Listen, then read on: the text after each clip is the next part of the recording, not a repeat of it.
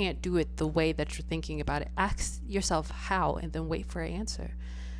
Open it up. Make it a creative process. When we ask the right questions, it generates a specific set of answers. So if we say how, all of a sudden we are thinking about all these different ways and options. And we might think of 10 ways that we still can't quite enact.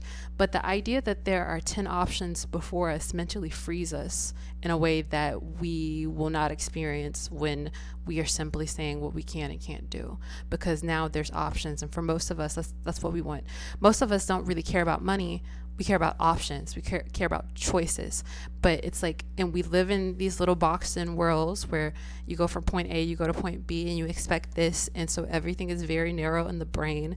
And so we imagine things, we look at photos of things, we think, if I could only be there, right? And that's what's going to save us, thinking about the thing and like trying to go about it in a very finite way instead of going, I am a unique expression of God, right? And so that's not to be religious, but like a lot of the creativity and spiritual recovery work that I did this year, including a 12-week artist recovery course, it talked about thinking about God as the creator and creativity as an act of God. And if that's true, then the phrase that we are made in God's image is supposed to mean in some way we see ourselves, the inner self or the inner child, it will say, as God, right? And so God creates, and when you create, that is an act of God to do so, right? And so it's like you open yourself up to be able to create when you open the mind. And so you go, how can I do this? And you think about your unique process and the way you uniquely do things. That's your unique expression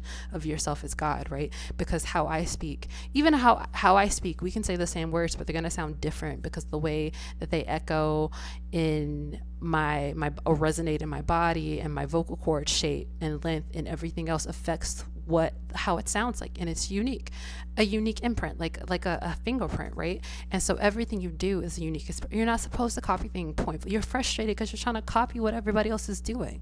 You're frustrated because you've taken a strategy, which is basically an outline. It's a structure, and you've taken the strategy, copy and pasted it, and tried to do it the same way the person did it instead of considering what is unique about you, right?